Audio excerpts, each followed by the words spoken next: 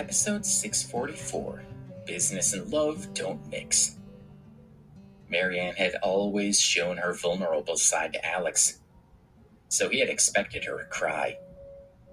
Unexpectedly, Marianne bit her lip and listened intently to what he had to say. "Do you mean that everything you did last night has nothing to do with me?" she asked quietly. She didn't cry, but her expression was somber. Alex ran his hands through his hair in frustration. "Why don't you understand what I'm trying to say?" She shook her head. "You're being ridiculous. I really can't believe what you did last night had absolutely nothing to do with me." She pouted as she tried to hold back tears. "Besides, you're comparing me to a cat? Or a dog? Really? Is that what you think of me? Do I have paws, fur, a tail?" Marianne continued to launch a series of rhetorical questions, and as she did so, her anger mounted. Well, Alex stuttered, trying to backtrack. "I don't care about your little mission to seek justice," she said, poking a finger in his chest. "You're not a superhero. It doesn't matter how you feel. I care about you, and I'll help you whenever you need it, even if you don't ask.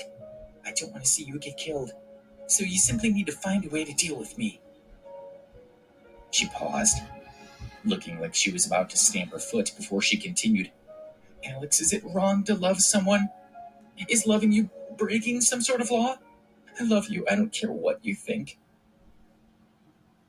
Alex was speechless.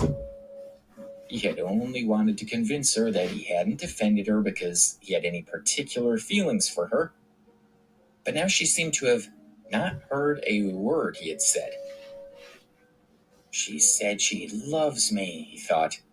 "Yet she says she doesn't care what I think." Marianne hadn't finished. In fact, she began to speak faster and faster.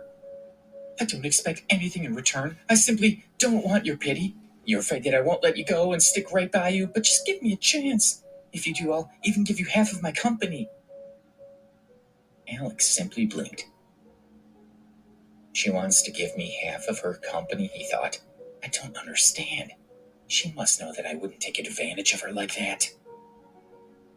In fact, Marianne would do anything to keep Alex by her side, and she was worried that he wouldn't accept her offer. Looking at his expression, she realized that he was going to say no. Before he could speak, she added, "Alex, I mean it. I want to give you half the company. Don't look down on us. The market value of Robinson Winery has improved a lot. You'd be rich.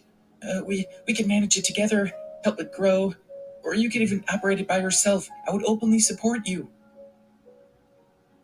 Alex was surprised at the offer. She was a keen businesswoman and very independent. She had preferred to give up the glory and wealth she would have had by getting married to the oil baron, as her family wanted, to manage her own business. But now, for Alex, she was willing to give up half her business? She was a strong woman, but when it came to matters of the heart, she was obviously not thinking clearly. "No, I don't want your business," Alex said shortly. "I'm not interested in the wine industry." Marianne sighed. She had expected the response, but she still had to try. "Very well.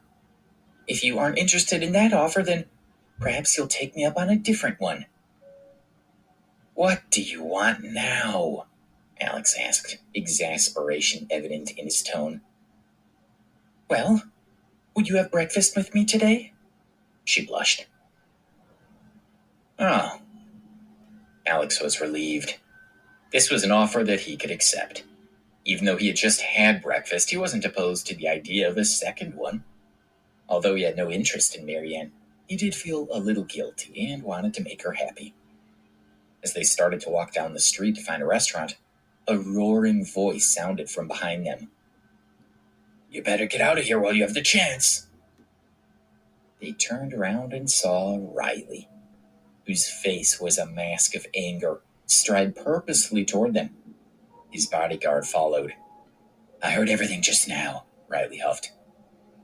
He'd obviously just been released from custody and was seething mad. You offered to give him half of the Robinson winery in exchange for his love, and now you're having breakfast together? How do you expect to pay for it? Riley was furious. He had lost respect the previous night, and now seeing Alex and Marianne together was like the icing on the cake. Marianne obviously liked Alex more than she did Riley. He should have expected that. After all, Alex liked to play hero, and Marianne seemed to like that in men.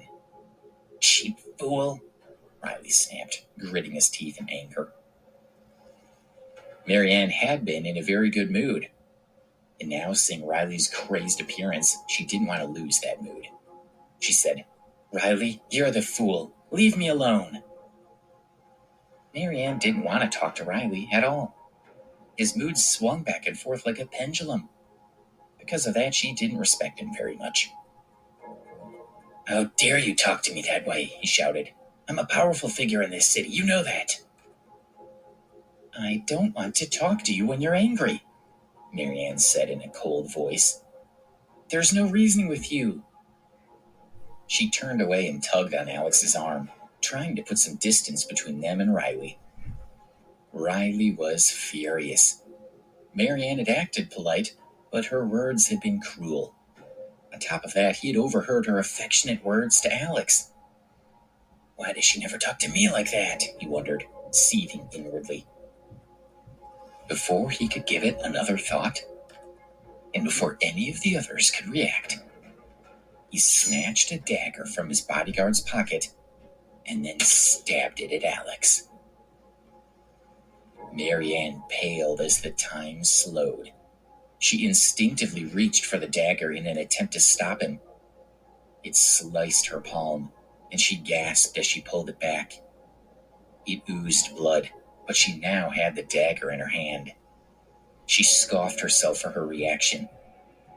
She had momentarily forgotten that Alex was an expert at martial arts and that he could defend himself just fine. "Don't think you can bully us just because you're from a powerful family," she hissed, clutching her hand. Riley laughed and indicated for his bodyguards to fan out and prepare to fight. The air was filled with tension. "Go away, just leave us alone," Marianne cried.